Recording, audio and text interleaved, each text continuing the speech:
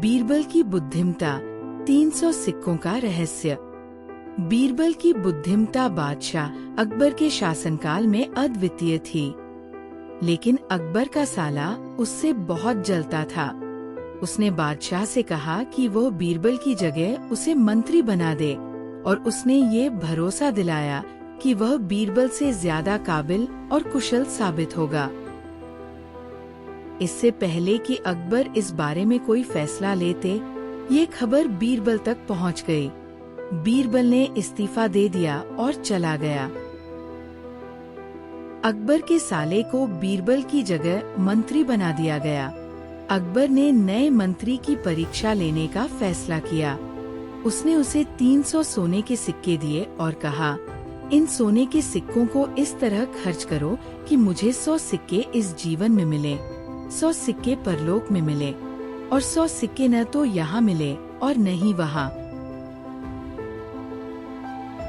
नया मंत्री इस स्थिति को समझने में पूरी तरह उलझ गया और निराश हो गया। वह रातों को सो नहीं पाता था और ये सोचकर परेशान रहता था कि वह इस मुसीबत से कैसे निकलेगा।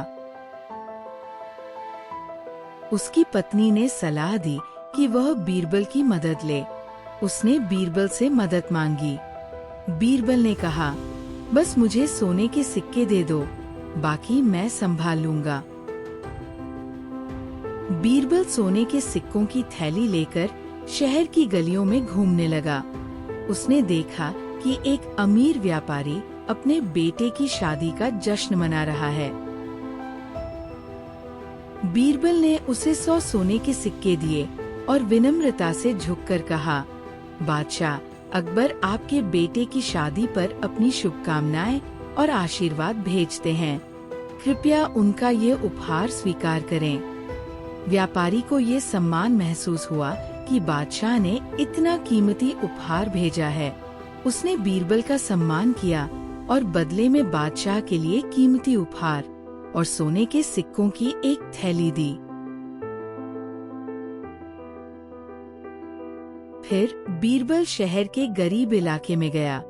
वहाँ उसने 100 सोने के सिक्कों के बदले खाने और कपड़े खरीदे और उन्हें बादशाह के नाम पर बांट दिया।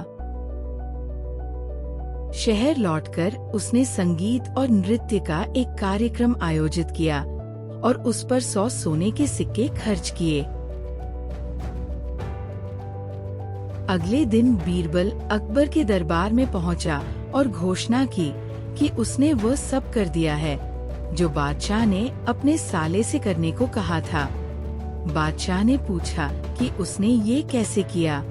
बीरबल ने सारी घटनाएं बताईं और कहा, जो पैसा मैंने व्यापारी को उसके बेटे की शादी के लिए दिया, वह आपको इसी जीवन में वापस मिल गया। जो पैसा मैंने गरीबों के लिए खाने और कपड़े पर खर्च किया, वह आपको परलोक में मिलेगा।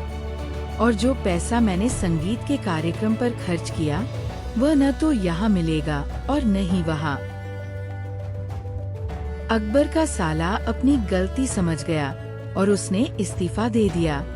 बीरबल को फिर से उसकी जगह मिल गई। जो पैसा आप दोस्तों पर खर्च करते हैं, वह किसी न किसी रूप में वापस मिल जाता है।